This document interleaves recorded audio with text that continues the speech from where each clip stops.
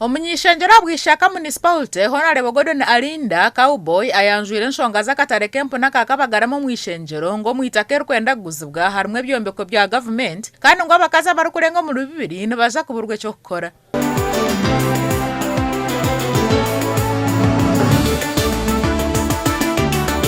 Chumwa bintu bembenda kukwata narishibatiro mahurire kukwata n'amajuga abakozi nana akatare kakabagarame akabinji barukumanya akatare k'empunu kandi akarya akatare k'ensi yona.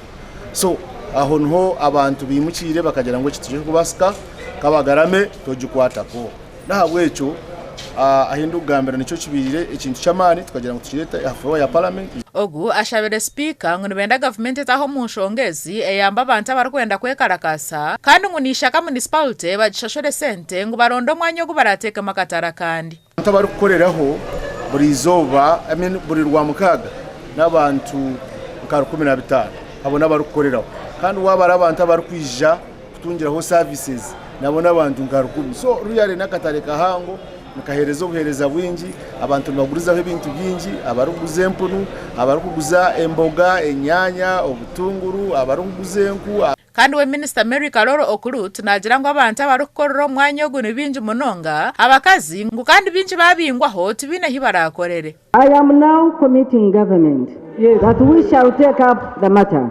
Thank you.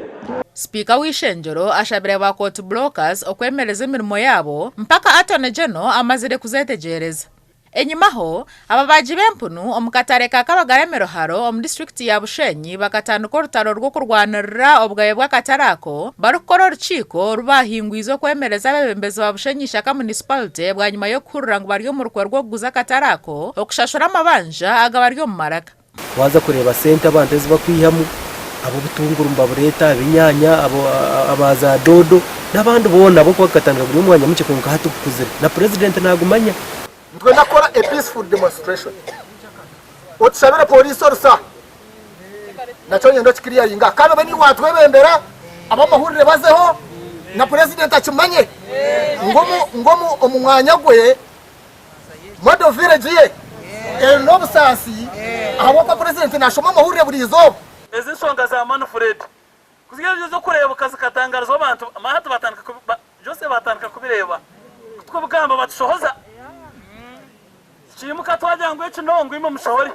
Omugandi omunyishenjero Honorable Michael Mawanda Maranga na wahirwa urusa rwo kuzakora bill eyo kukora iteka ryo kutereza banke nkuru eya Uganda nko kuchabire kishazirwa hakachiko kako sase nko mulingo gumwe oguramara hemvuyo mu bankeje njakwa nipindura amateka ashatu njako wanza nipindura constitution inashaba urusa today parliament kanchiriza then njagaruka nishaburusa urwo kuhindura amateka abiri Bank of Uganda Act.